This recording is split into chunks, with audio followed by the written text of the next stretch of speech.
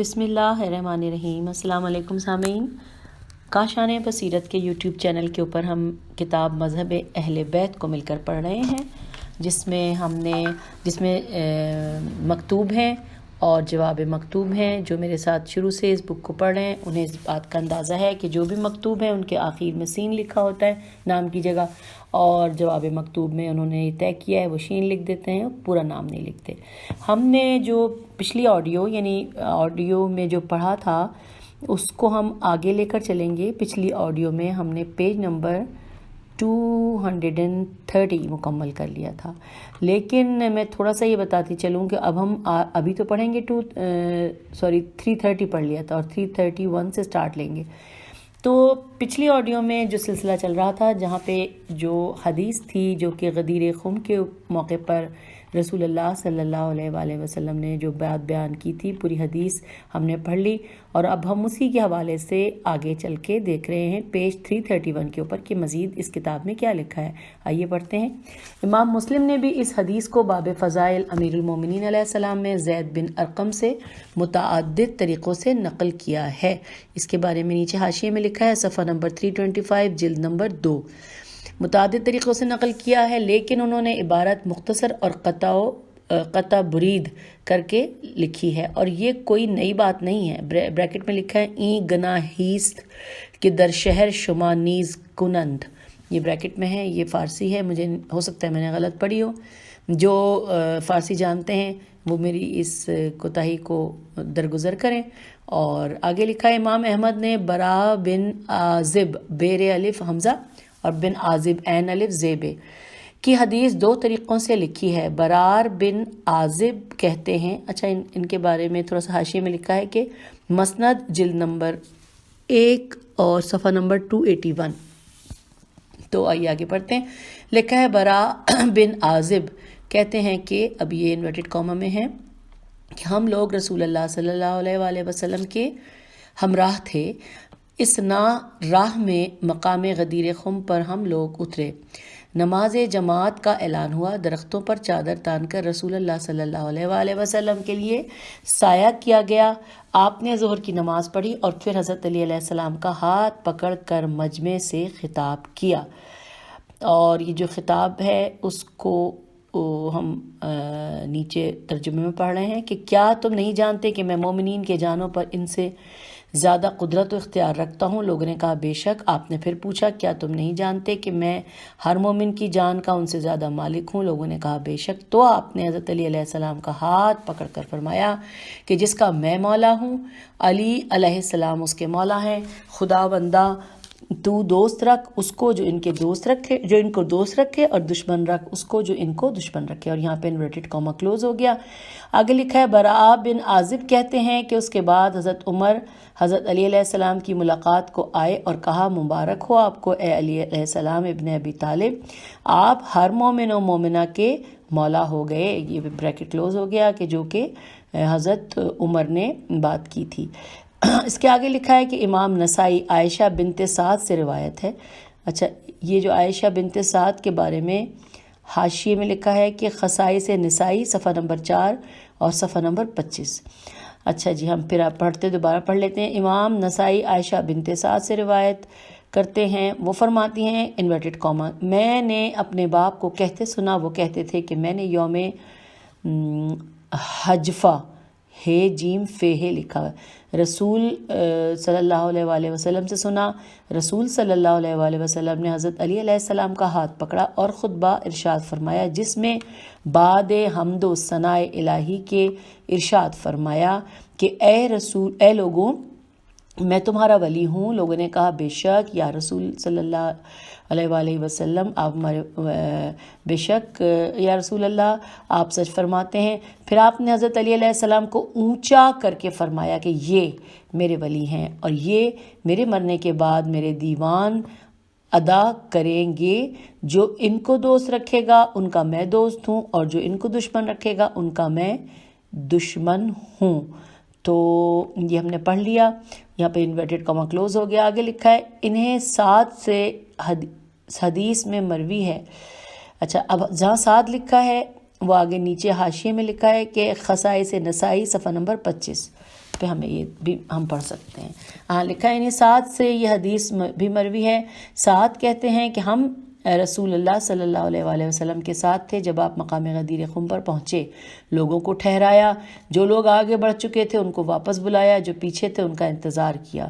جب سب جمع ہو گئے تو آپ نے ارشاد فرمایا کہ اے لوگوں تمہارا ولی کون ہے؟ لوگوں نے کہا کہ اللہ اور اس کا رسول صلی اللہ علیہ وآلہ وسلم. یہ سن کر آپ نے حضرت علی علیہ السلام کا ہاتھ پکڑ کر انہیں کھڑا کیا اور ارشاد فرمایا کہ اللہ اور رسول صلی اللہ علیہ وآلہ وسلم جس کے ولی ہیں یہ بھی اس کے ولی ہیں.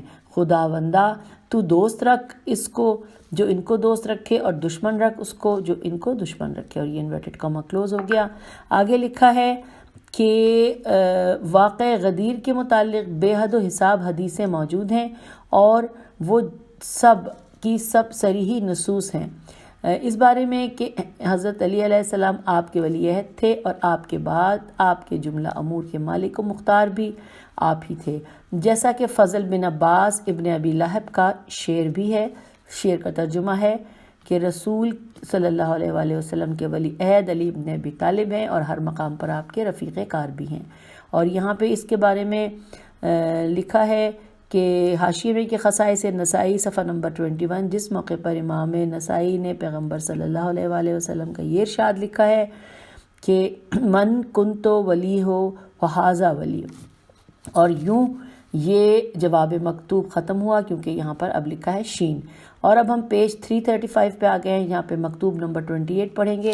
بہت بڑا مکتوب نہیں ہے لیکن آئیے ہم پڑھے لیتے ہیں. لکھا ہے بالاتفاق تمام حضرات شیعہ مسئلہ خلافت میں جن احادیث سے استدلال کرتے ہیں ان احادیث کا متواتر ہونا بھی ضروری سمجھتے ہیں. بس ان ہی حدیثوں سے کام لیتے ہیں جو حد تواتر پر پہنچی ہوئی ہوں کیونکہ امامت حضرات شیعہ کے یہاں اصول دین سے ہے. امامت حضرات شیعہ کے یہاں اصول دین سے ہے، لہٰذا آپ اس حدیث غدیر سے کیوں استدلال فرما رہے ہیں؟ سوالیہ نشان. کیونکہ اگر یہ حدیث حضرات اہل سنت کے یہاں صحیح طریقوں سے ثابت و مسلم بھی ہے تو متواتر قطعاً نہیں. اور پھر یہ مکتوب ختم ہو گیا کیونکہ یہاں پہ اب لکھا ہے سین یعنی کہ جنہوں نے یہ لکھا. اور آئیے اب ہم جواب مکتوب پڑھتے ہیں جو کہ پیج نمبر 336 پر ہے جس کی ہیڈنگ ہے حدیث غدیر کا تواتر اور اس کی غیر معمولی اہمیت. یہ ہیڈنگ ہے اور اس کے نیچے لکھا ہے کہ ہم جن وجوہ سے اس حدیث کو استدلال میں پیش کرتے ہیں وہ میم 12 پر تفصیلاً ہم بیان کر چکے ہیں. مکتوب ہوگا میم سے مطلب مکتوب 12 پر تفصیلاً ہم بیان کر چکے ہیں. براہ کرم ایک نظر پھر دیکھ جائیے. اس کے علاوہ حدیث غدیر کا متواتر ہونا تو ایسا یقینی امر ہے جس میں کسی شک و شبے کی گنجائش ہی نہیں. اس کے تواتر پر انسانی فطرت گواہ ہے، فطرت کے اصول شاہد ہیں. جس طرح دنیا کے اور بہت سے عظیم ترین تاریخی واقعے جو اپنے مخصوص حالات و کیفیات کی وجہ سے نسلاً بعد نسلیں تازہ رہے، ہر زمانے و ہر دور میں لوگوں کی زبان پر جن کا تذکرہ رہا، اسی طرح بالکل واقع غدیر خم ہے جس میں بانی اسلام نے انتہائی اہتمام فرمایا، جس کی اہمیت جتلانے کے لیے غیر معمولی ساز و سامان کیا. مختلف ملکوں، دور دراز مقامات کے لاکھوں آدمیوں کے مجمع میں دوپہر کا وقت، گرمی کی شدت، عرب کا بیان، تپتی زمین جہاں ببول کے درختوں کے علاوہ کسی درخت کا سایہ بھی نہیں، ایسے مقام پر آپ منزل فرماتے ہیں، پیچھے آنے والوں کا انتظار فرماتے ہیں، آگے چلے جانے والوں کو الٹے پیروں واپس بلاتے ہیں. جب سب اکٹھا ہو لیتے ہیں تو کجاووں کا ممبر تیار کیا جاتا ہے. آپ بالائے ممبر تشریف لے جاتے ہیں. مجمع میں بے چینی ہے، اضطراب ہے، سبب کھلتا نہیں کہ آخر یہ بے منزل کی منزل کیسی. یہاں پہ سوالیہ نشان ہے. یہ اتنی تیاری کس مقصد کے لیے؟ اور اب ہم آ گئے ہیں پیج 337 پر اور یہاں کس مقصد کے لیے یہاں پہ سوالیہ نشان ہے.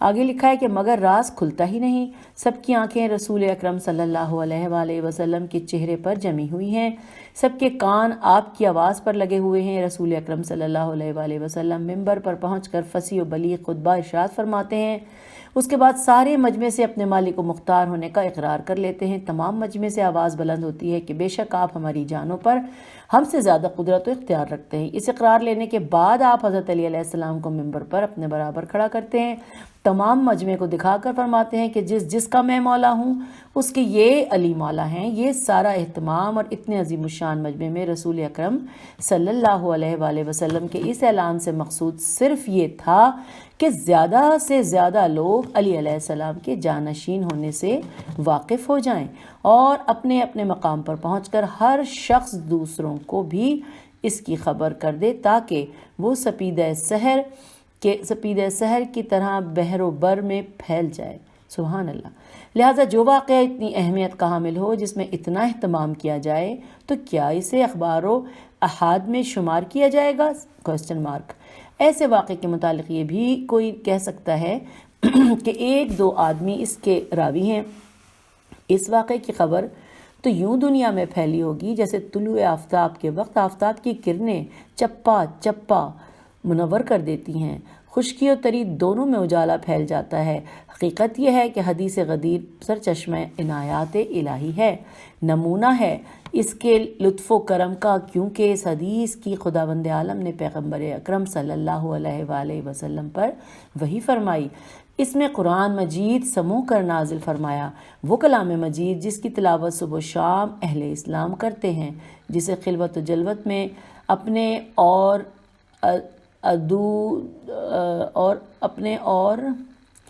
ادو وظائف میں نمازوں میں ممبروں پر میناروں پر پڑھتے ہیں۔ اور یہ عربی میں ہے جس کا میں ترجمہ پڑھتی ہوں، اور ہم پیج 338 پر ہیں۔ ترجمہ کہ اے رسول پہنچا دو اس چیز کو جو تم پر نازل کی گئی ہے، اور اگر تم نے نہ پہنچایا تو گویا تم نے کار رسالت ہی انجام نہیں دیا۔ ڈرو نہیں، خدا تم کو لوگوں سے محفوظ رکھے گا۔ تو یہ انورٹڈ کاما کلوز ہوا، اور اس میں حاشیہ ہے کہ جہاں پہ لکھا ہے کہ پہنچا دو اس چیز کو جو تم پر نازل کی گئی، اس کے اوپر اشارہ ہے کہ ہم جا کے پڑھیں حاشیے میں۔ تو حاشیے میں لکھا ہے کہ اس آیت کا بروز غدیر خم ولایت امیر المومنین علیہ السلام کے متعلق نازل ہونا شیعوں کا بچہ جانتا ہے۔ اس باب میں جو روایتیں ائمہ طاہرین علیہ السلام سے مروی ہیں وہ متواتر کی حیثیت رکھتی ہیں۔ حضرات اہل سنت کی روایتوں سے اس کا ثبوت چاہتے ہیں تو ملاحظہ فرمائیے وہ حدیث جو امام واحدی نے سورہ مائدہ کی اس تفسیر میں کتاب اسباب النزول صفحہ نمبر 150 پر دو معتبر طریقوں سے روایت کی ہے۔ عطیہ جناب ابو سعید خدری صحابی پیغمبر صلی اللہ علیہ وآلہ وسلم سے ناقل ہیں کہ یہ آیت یعنی یا ایھا الرسول بلغ بروز عید غدیر خم ابن ابی طالب علیہ السلام کے متعلق نازل ہوئی۔ اسی مضمون کی حدیث حافظ ابو نعیم نے اپنی کتاب نزول القرآن میں دو سندوں سے روایت کی ہے، ایک ابو سعید سے، دوسرے ابو رافع سے۔ نیز علامہ ہموجینی شافعی نے اپنی کتاب فرائد المستین میں متعدد طریق سے روایت کیا ہے۔ ابو اسحاق ثعلبی نے بھی اپنی تفسیر کبیر میں اس آیت کے متعلق اسی مضمون کی حدیث درج کی ہے۔ مزید برآں قابل غور ہے کہ یہ امر ہے کہ اس آیت کے نازل ہونے سے پہلے ہی نماز رائج ہو چکی تھی، زکوٰۃ فرض ہو چکی تھی، روزے رکھے جا رہے تھے، ہر سال حج بھی کیا جا رہا تھا، شریعت کے احکام مدون ہو چکے تھے۔ اب سوائے پیغمبر صلی اللہ علیہ وآلہ وسلم کی جانشینی کے اعلان کے کون سی بات ایسی باقی بچ رہی تھی جس کے لیے خداوند عالم کی تاکید اتنے شدید پیمانے پر ہوئی اور اتنے سخت و شدید الفاظ استعمال کیے گئے جو دھمکی سے مشابہ تھے کہ اگر اے رسول تم نے یہ بات لوگوں تک نہ پہنچائی تو تم نے کار رسالت انجام ہی نہ دیا، انورٹڈ کاما کلوز۔ اور خلافت کے سوائے کون سی ایسی بات ہو سکتی ہے جس کے اظہار سے پیغمبر صلی اللہ علیہ وآلہ وسلم اتنے ہراساں تھے؟ فتنہ و فساد کا اندیشہ لاحق تھا قلب پیغمبر صلی اللہ علیہ وآلہ وسلم کو۔ اس کے اعلان کے بعد پیغمبر صلی اللہ علیہ وآلہ وسلم کی حمایت و حفاظت کے محتاج تھے۔ تو یہ یوں ہم نے حاشیے میں پڑھ لیا، اور ہم اب پیج 339 پر پڑھ رہے ہیں۔ لکھا ہے کہ اور جب رسول اکرم صلی اللہ علیہ وآلہ وسلم نے وہ پیغام پہنچا دیا، بھرے مجمع میں علی علیہ السلام کے امام اور اپنے بعد جانشین ہونے کا اعلان کر دیا، تو خدا بند عالم نے آیت نازل فرمائی، الیوم اکملت لکم دینکم، اور اس کا ترجمہ ہے کہ آج کے دن ہم نے تمہارے لیے تمہارے دین کو کامل کیا اور تم پر اپنی نعمتیں تمام کیں اور دین اسلام کو تمہارا دین بننا پسند کیا۔ اس کے بارے میں حاشیے میں ہمیں پڑھنا ہے۔ تو حاشیے میں لکھا ہے کہ ہمارے یہاں کی صحیح حدیثیں روز عید غدیر اس آیت کے نازل ہونے کے متعلق ائمہ طاہرین علیہ السلام کے اسناد سے متواتر ہیں۔ اگرچہ بخاری نے زمانۂ نزول یوم عرفہ لکھا ہے، مگر گھر والے گھر کی بات سے زیادہ واقف ہوتے ہیں۔ اچھا جی، یہ ہم نے پڑھ لیا۔ اب اس کے بعد ہم پڑھ رہے ہیں کہ جو شخص بھی ان آیات کا مطالعہ کرے، غور و فکر سے کام لے، تو خدا بند عالم کی ان آیات و منت ہائے بے پایاں پر سر جھکا کر رہے گا۔ جبکہ توجہ الہی اس مسئلے پر اس حد تک تھی تو تعجب نہیں کہ رسول خدا صلی اللہ علیہ وآلہ وسلم کے سامنے یہ مسئلہ انتہائی اہمیت کے ساتھ آیا ہو، اس لیے کہ جب حضرت صلی اللہ علیہ وآلہ وسلم کی وفات کا وقت قریب پہنچا اور آپ کو اندازہ ہو گیا کہ اب زندگی کے دن تھوڑے رہ گئے، تو حضرت صلی اللہ علیہ وآلہ وسلم نے بحکم خدا طے کیا کہ حج اکبر کے موقع پر بھرے مجمع میں علی علیہ السلام کی ولایت و جانشینی کا اعلان کر دیا جائے۔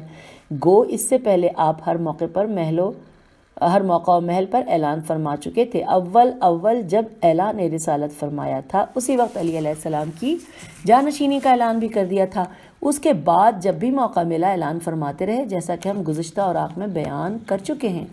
لیکن ان اعلانات کو آپ نے کافی نہیں سمجھا۔ آپ نے منادی کرا دی کہ ہم اس سال حج آخری کرنے والے ہیں۔ رسول اکرم صلی اللہ علیہ وآلہ وسلم کے اس اعلان سے ظاہر ہے جو قدرتاً نتیجہ مرتب ہوا ہوگا، ہر گوشے سے مسلمان سمٹ کر آ گئے کہ رسول اکرم صلی اللہ علیہ وآلہ وسلم کے ساتھ اس عبادت میں شرکت کا ثواب حاصل کریں۔ تو رسول اکرم صلی اللہ علیہ وآلہ وسلم 1 لاکھ سے زیادہ مسلمانوں کے ہمراہ مدینے سے نکلے۔ اب یہاں پہ ہمیں حاشیے میں دیکھنا ہے، حاشیے میں لکھا ہے کہ زینی و ملان نے باب حجت الوداع میں لکھا ہے کہ حضرت کے ساتھ مدینے سے 1,24,000 آدمی نکلے۔ اس سے زیادہ تعداد بھی بتائی جاتی ہے۔ یہ شمار ان لوگوں کا ہے جو مدینے میں حضرت کے ساتھ ہو گئے تھے، اور ان کا شمار جنہوں نے حضرت کے ساتھ حج کیا اس سے بھی زیادہ ہے۔ اس بیان سے معلوم ہوتا ہے کہ حج سے پلٹنے والوں کی تعداد 1 لاکھ سے زیادہ تھی، اور ان سب نے حدیث غدیر سنی۔ تو یہ ہم نے حاشیے میں پڑھ لیا، اور اب سے آگے چلتے ہیں۔ تو وہاں لکھا ہے کہ رسول اکرم نے 1 لاکھ سے زیادہ مسلمانوں کے رسول اکرم صلی اللہ علیہ وآلہ وسلم 1 لاکھ سے زیادہ مسلمانوں کے ہمراہ مدینے سے نکلے۔ جب عرفات کا دن آیا تو آپ نے تمام مسلمانوں سے خطاب کر کے ارشاد فرمایا، انورٹڈ کاما کہ علی مجھ سے ہیں اور میں علی سے ہوں، میرے امور یا تو میں خود ادا کر سکتا ہوں یا علی علیہ السلام، اور اس انورٹڈ کاما کلوز ہو گیا۔ اس کے بارے میں حاشیے میں لکھا ہے کہ ملاحظہ ہو، میم یعنی میم کا مطلب ہوگا مکتوب 24، جہاں ہم نے یہ حدیث حوالے کے ساتھ درج کی ہے۔ اس حدیث پر جو تبصرہ ہم نے کیا ہے وہ خاص طور پر قابل غور ہے۔ اب آگے لکھا ہے اسی صفحے پر، یعنی پیج نمبر 341 پہ ہمیں لکھا ہے کہ اور جب آپ ہزاروں لاکھوں مسلمانوں کے ہمراہ حج کر کے پلٹے اور وادی خمس میں پہنچے، اور روح الامین آیا بلغ لے کر آپ کے خدمت میں نازل ہوئے، آپ وہاں اتر پڑے، منزل فرمائی، جو لوگ پیچھے رہ گئے تھے وہ آ پہنچے اور جو آگے بڑھ گئے تھے وہ لوٹ آئے۔ جب سب اکٹھے ہوئے آپ نے نماز جماعت پڑھائی، پھر بالائے منبر جا کر خطبہ ارشاد فرمایا اور صاف صاف کھلے لفظوں میں حضرت علی علیہ السلام کی جانشینی و خلافت کا اعلان فرمایا، جس کی قدر تفصیل آپ سن چکے ہیں، اور آپ کے اس اعلان کو مجمع کے تمام مسلمانوں نے بھی سنا جو 1 لاکھ سے بھی زیادہ تھے اور مختلف مقامات کے رہنے والے تھے۔ لہٰذا خداوند عالم کا وہ طریقہ جو اس کی مخلوقات میں جاری و ساری ہے، جس میں کبھی تغیر و تبدل نہیں ہوتا، اس کا تقاضا یہی ہے کہ حدیث غدیر متواتر ہی ہو، خواہ نقل میں کیسے ہی مواقع ہوں، مزید برآں ائمہ طاہرین علیہ السلام نے بڑے حکیمانہ انداز سے اس کی نشر و اشاعت فرمائی۔ حدیث غدیر کے متواتر ہونے کا اندازہ آپ ایک ایسی واقعے سے کیجئے کہ جب امیر المومنین علیہ السلام نے اپنے زمانہ خلافت میں کوفے کے میدان میں رہبہ میں لوگوں کو جمع کیا اور ارشاد فرمایا کہ اب ارشاد جو ہے وہ انورٹڈ کاما میں کہ میں قسم دیتا ہوں کہ ہر وہ مسلمان جس نے یوم غدیر خم صلی اللہ علیہ وآلہ وسلم رسول اکرم کو بالائے ممبر اعلان فرماتے سنا ہو کھڑا ہو جائے، اور جو کچھ رسول اکرم صلی اللہ علیہ وآلہ وسلم کو کہتے سنا ہو اس کی گواہی دے، لیکن وہی کھڑا ہو جس نے اپنی آنکھوں سے غدیر قوم میں رسول صلی اللہ علیہ وآلہ وسلم کو دیکھا اور اپنے کانوں سے رسول خدا کو کہتے ہوئے سنا۔ اب یہاں پہ انورٹڈ کاما کلوز۔ حضرت کے اس قسم دینے پر 30 صحابی کھڑے ہوئے، جن میں صرف 12 تو وہ تھے جو غزوہ بدر میں بھی شریک رہ چکے تھے۔ ان سب نے گواہی دی کہ اس روز رسول اکرم صلی اللہ علیہ وآلہ وسلم نے علی علیہ السلام کا ہاتھ پکڑا کر ارشاد فرمایا کہ کیا تم جانتے ہو کہ میں مومنین میں ان سے زیادہ قدرت اختیار رکھتا ہوں؟ سوالیہ نشان۔ لوگوں نے کہا بے شک یا رسول اللہ۔ آپ نے فرمایا میں جس کا مولا ہوں یہ علی علیہ السلام بھی اس کے مولا ہیں۔ خدا بندہ تو دوست رکھ اس کو جو ان کو دوست رکھیں، اور دشمن رکھ اس کو جو ان کو دشمن رکھیں۔ اور یو انورٹڈ کاما کلوز ہوا۔ آپ سمجھ سکتے ہیں کہ 30 صحابیوں کا جھوٹ پر اتفاق کر لینا عقلاً کس قدر ناممکن ہے، لہٰذا صرف انہی 30 صحابیوں کی گواہی کو اگر لیا جائے تو اس حدیث کا متواتر ہونا قطعی و یقینی طور پر ثابت و مسلم ہے۔ پھر اس حدیث کو ان 30 صحابیوں نے مجمع کے ان تمام لوگوں نے سنا جو میدان رہبہ میں اکٹھے ہوئے تھے۔ انہوں نے اپنے اپنے مقام پر جا کر ہر شہر و ہر قریے میں اسے بیان کیا، ہر شخص نے نقل کیا اور حدیث کی پوری اشاعت ہوئی۔ یہ بھی قابل غور ہے کہ رہبہ کا واقعہ زمانہ خلافت امیر المومنین علیہ السلام میں پیش آیا، اور ہم یوں پہنچ گئے ہیں پیج نمبر 343 پر۔ یہاں لکھا ہے کہ امیر المومنین علیہ السلام کی بیعت سن 35 ہجری یعنی 35 ہجری میں ہوئی، اور واقعہ غدیر سن 10 ہجری میں پیش آیا۔ ان دونوں کے درمیانی مدت کم سے کم 25 برس ہوتی ہے، اور اسی 25 برس میں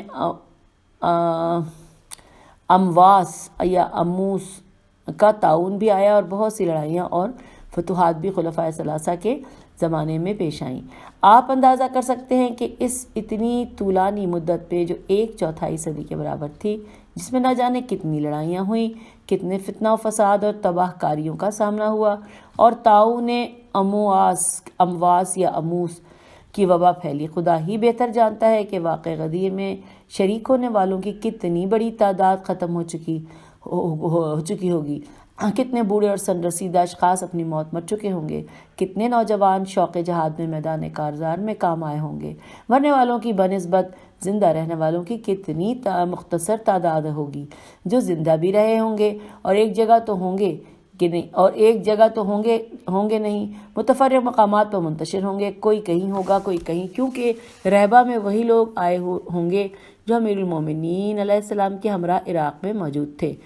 باوجود ان سب باتوں کے امیر المومنین علیہ السلام کے کہنے پر 30 صحابی اٹھ کھڑے ہوئے، جن میں صرف 12 تو بدری تھے، اور ان سب نے گواہی دی کہ ہم نے اپنی آنکھوں سے رسول اکرم صلی اللہ علیہ وآلہ وسلم کو منبر پر دیکھا اور اپنے کانوں سے رسول اکرم کو یہ حدیث ارشاد فرماتے سنا۔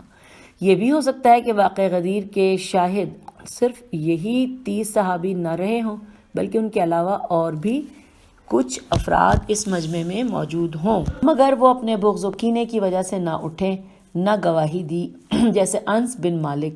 انس بن مالک کے بارے میں حاشیے میں لکھا ہے کہ حضرت امیر المومنین علیہ السلام نے انس سے فرمایا کیوں؟ سوالیہ نشان ہے آگے۔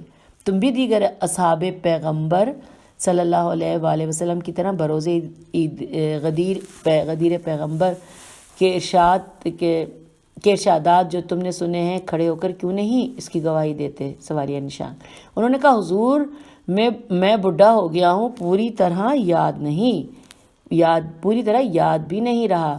امیر المومنین علیہ السلام نے فرمایا اگر تم نے یہ جھوٹ بولا ہے تو خدا تمہیں ایسا سپید سین پہ یہ داغ لگا دے کہ جس کو امامہ بھی نہ چھپا سکے۔ انس ابھی اٹھنے بھی نہ پائے تھے کہ ان کا چہرہ برس کی وجہ سے سفید ہو گیا۔ اس واقعے کے بعد انس کہا کرتے تھے کہ نیک بندے امیر المومنین کی بد دعا مجھے لگ گئی۔ یہ پورا واقعہ ابن قتیبہ نے معارف صفحہ نمبر 194 پر درج کیا ہے۔ امام احمد نے مسند جلد 1 صفحہ نمبر 119 پر جو روایت درج کی ہے اس سے بھی اس واقعے پر روشنی پڑتی ہے، اور اس روایت کے الفاظ یہ ہیں، اس کا ترجمہ آگے پڑھ لیتی ہوں، ایک ہی لائن ہے۔ لکھا امیر المومنین علیہ السلام کے فرمانے پر تمام صحابہ نے اٹھ کر گواہی دی، 3 شخص نہ اٹھے اور وہ آپ کی بد دعا کا شکار ہوئے۔ تو یوں ہم نے یہ بھی پڑھ لیا جو حاشیے میں تھا۔ اب ہم پہنچ گئے ہیں پیج نمبر 345 پہ۔ نہیں، اس 345 کو ہم تھوڑا سا پیچھے سے لے کے چلیں گے، کیونکہ ہم نے ابھی 343 پڑھا تھا۔ یس 343 کے بعد ہم 343 کا ہم پہلے یہ پیراگراف دوبارہ سے پڑھ لیتے ہیں، اس میں کیا حرج ہے۔ یہ بھی ہو سکتا ہے کہ واقعہ غدیر کے شاہد صرف 30 صحابی نہ رہے ہوں یہی والے، بلکہ اس کے علاوہ اور بھی کچھ افراد اس مجمع میں موجود ہوں، مگر وہ اپنے بغض و کینے کی وجہ سے نہ اٹھے نہ گواہی دی، جیسے انس بن مالک۔ تو یہاں سے سامعین ہم نے حاشیے میں پڑھا تھا، اور اب ہم اس کے بعد صفحے پہ آ رہے ہیں کہ جیسے انس بن مالک وغیرہ جس کے نتیجے میں وہ بد دعائے امیر المومنین علیہ السلام کا شکار ہوئے، غرض یہ کہ باوجود ان سب باتوں کے 30 صحابی اٹھ کھڑے ہوئے اور گواہی دی۔ اگر امیر المومنین علیہ السلام کو موقع ملتا کہ آپ اس محل پر رہبہ کے دن ہر بقید حیات مرد و زن ہر صنف کے اصحاب کو اکٹھا کر سکتے اور ان کو ویسی ہی قسم دے کر گواہی طلب کرتے جیسی آپ نے رہبہ میں قسم دے کر گواہی مانگی تھی، تو نہ معلوم کتنے ایسے 30 گواہی دینے کے لیے اٹھ کھڑے ہوتے۔ یہ خیال تو رہبہ کے دن کے متعلق ہے، اور جو واقعہ غدیر کے 25 برس گزرنے کے بعد ہوا۔ اب ذرا سوچئے کہ اگر امیر المومنین علیہ السلام کو ایسا موقع سرزمین حجاز پر ملتا اور واقعہ غدیر کو اتنی مدت نہ گزری ہوتی کہ جتنی رہبہ کے دن تک گزر چکی تھی، اور آپ اسی طرح قسم دے کر لوگوں سے گواہی طلب کرتے، تو اس صورت میں کتنے لوگ اٹھ کھڑے ہوتے اور گواہی دیتے۔ آپ اسی پر اچھی طرح غور کریں تو اسی ایک واقعے کو حدیث غدیر کے تواتر کی قوی ترین دلیل پائیں گے۔ واقعہ رہبہ کے متعلق جو روایات کتب احادیث و سنن میں موجود ہیں انہیں بھی ذرا دیکھیے۔ چنانچہ امام احمد نے مسند جلد نمبر 4 صفحہ نمبر 370 پر زید بن ارقم کی حدیث ابو طفیل سے روایت کر کے لکھی ہے۔ ابو طفیل فرماتے ہیں کہ امیر المومنین نے رہبہ میں لوگوں کو جمع کر کے ارشاد فرمایا، اب ان بریکٹ ہے انورٹڈ کامے، کہ ہر مرد مسلم کو جس نے رسول اکرم صلی اللہ علیہ وآلہ وسلم کو غدیر قوم میں ارشاد فرماتے سنا ہو، خدا کی قسم دیتا ہوں کہ اٹھ کھڑا ہو، اور یہاں پہ انورٹڈ کاما کلوز ہو گیا۔ آپ کے اس قسم دینے پر 30 افراد اٹھ کھڑے ہوئے۔ امام احمد کہتے ہیں کہ ابو نعیم کا بیان ہے کہ بہت سے لوگ اٹھ کھڑے ہوئے اور انہوں نے اس موقع پر چشمدید گواہی دی جب رسول اکرم صلی اللہ علیہ وآلہ وسلم نے حضرت علی علیہ السلام کا ہاتھ پکڑ کر خطاب کیا تھا۔ اب یہ پھر انورٹڈ کاما ہے کہ کیا تم جانتے ہو کہ میں مومنین سے زیادہ ان کے نفوس پر قدرت و اختیار رکھتا ہوں، اور سوالیہ نشان تھا۔ سب نے کہا بے شک یا رسول اللہ۔ حضرت نے فرمایا تو جس کا میں مولا ہوں علی اس کے مولا ہیں۔ خداوندہ تو دوست رکھ اس کو جو علی علیہ السلام کے دوست رکھے اور دشمن رکھ اس کو جو علی علیہ السلام کو دشمن رکھے۔ ابو طفیل کہتے ہیں کہ میں رہبہ سے نکلا اور میرے دل میں بڑا خلجان تھا۔ آخر اب یہاں پہ ان بریکٹ میں لکھا ہوا تھا کہ آخر جمہور مسلمین نے اس حدیث پر کیوں عمل نہیں کیا۔ اب یہ بریکٹ کلوز ہو گیا۔ اچھا، پھر تھوڑا سا پہلے سے لے لیتے ہیں کہ ابو طفیل کہتے ہیں کہ رہبہ سے نکلا اور میرے دل میں بڑا خلجان تھا۔ میں زید بن ارقم کی خدمت میں پہنچا اور ان سے رہبہ کا واقعہ بیان کیا۔ حضرت علی علیہ السلام کو میں نے ایسا ایسا کہتے سنا۔ زید بن ارقم نے جواب میں کہا کہ ابھی انورٹڈ کاما میں لکھا ہے کہ تم اسے غلط نہ سمجھنا، میں نے خود بھی رسول اکرم صلی اللہ علیہ وآلہ وسلم کو ایسا کہتے سنا۔ Inverted comma close. میں کہتا ہوں کہ زید بن ارقم کی گواہی کو رہبہ میں امیر المومنین علیہ السلام کے بیان کے ساتھ ملایا جائے تو اس حدیث کی کہ 32 گواہ ہو جاتے ہیں۔ ایک امیر المومنین علیہ السلام، دوسرے زید بن ارقم، اور وہ 30 صحابی جنہوں نے رہبہ میں گواہی دی تھی۔ امام احمد نے مسند جلد نمبر 1 صفحہ نمبر 119 پر حضرت علی علیہ السلام کی حدیث عبد الرحمن بن ابی لیلہ سے روایت کر کے لکھی ہے کہ عبد الرحمن بن ابی لیلہ کہتے ہیں کہ انورٹڈ کاما میں رہبہ میں اس موقع پر میں موجود تھا اور میں نے خود حضرت علی علیہ السلام کو لوگوں کو قسم دیتے سنا۔ آپ فرما رہے تھے کہ میں قسم دیتا ہوں کہ ہر اس شخص کو جس نے غدیر خم میں رسول اکرم صلی اللہ علیہ وآلہ وسلم کو من کنت مولا فہذا علی مولا کہتے سنا ہوا ہو، اٹھ کھڑا ہو اور گواہی دے، اور وہی شخص اٹھے جس نے اپنی آنکھوں سے رسول اکرم کو دیکھا ہو اور اپنے کانوں سے کہتے سنا ہو، انورٹڈ کاما کلوز۔ عبد الرحمن کہتے ہیں کہ انورٹڈ کاما 12 بدری صحابی اٹھ کھڑے ہوئے، میں آج تک وہ منظر بھولا نہیں۔ ان لوگوں نے کہا کہ ہم گواہی دیتے ہیں کہ ہم نے رسول اکرم صلی اللہ علیہ وآلہ وسلم کو غدیر خم میں کہتے سنا کہ کیا میں مومن سے زیادہ ان کے نفوس کا مالک و مختار نہیں، اور میری ازواج کیا ان کی مائیں نہیں؟ سوالیہ نشان۔ ہم نے کہا ہاں، بے شک یا رسول اللہ۔ تب حضرت صلی اللہ علیہ وآلہ وسلم نے فرمایا کہ جس کا میں مولا ہوں، علی علیہ السلام اس کے مولا ہیں، خدا بندہ تو دوست رکھ اس کو جو علی علیہ السلام کو دوست رکھے، اور دشمن رکھ اس کو جو علی علیہ السلام کو دشمن رکھے، اور انورٹڈ کاما کلوز۔ اسی صفحے کے آخر میں امام مذکور نے دوسرے طریقے سے اسی روایت کو لکھا ہے، جس میں یہ ہے کہ انورٹڈ کاما حضرت نے فرمایا کہ خدا بندہ تو دوست رکھ اس کو جو ان کو دوست رکھے، اور دشمن رکھ اس کو جو ان کو دشمن رکھے، اور مدد کر اس کی جو ان کی مدد کرے، اور ذلیل و خوار کر اسے جو ان کی مدد نہ کرے۔ عبد الرحمن کہتے ہیں کہ انورٹڈ کاما سب اٹھ کھڑے ہوئے، 3 آدمی باوجود یہ کہ وہ واقع غدیر خم میں موجود تھے لیکن گواہی دینے کے لیے نہ کھڑے ہوئے۔ امیر المومنین نے ان کے لیے بد دعا فرمائی اور وہ سب آپ کی بد دعا کا شکار ہوئے، انورٹڈ کاما کلوز۔ تو یوں اب یہاں تک ہم نے پڑھ لیا، اور ہم ایسا کرتے ہیں کہ اس سے آگے یعنی ہم پیج نمبر 347 پر ہیں، اور ہم اس وقت کی ابھی تک جتنا پڑھا ہے یہاں پر رک جاتے ہیں، ٹھیک ہے؟ جہاں پہ ہم نے یہ پڑھا ہے کہ عبد الرحمن نے کہا ہے کہ سب اٹھ کھڑے ہوئے، 3 آدمی باوجود یہ کہ وہ واقع غدیر خم میں موجود تھے لیکن گواہی دینے کے لیے نہ کھڑے ہوئے، اور امیر المومنین نے ان کے لیے بد دعا فرمائی اور وہ سب کی بد دعا کا شکار ہوئے، اور وہ سب آپ کی اس بد دعا کا شکار ہوئے۔ اب یہاں ہی سے یعنی یہی حدیث میں دوبارہ پڑھوں گی اگلی آڈیو میں، تاکہ پھر آپ کا کنیکشن پچھلے اور اگلی پارٹ کا ہو جائے۔ تو اگلے پارٹ تک کے لیے اجازت دیجیے، میں ساتھ ہی ریکارڈ کر رہی ہوں، آپ بھی ساتھ ہی سنیے گا۔ بہت شکریہ، خدا حافظ۔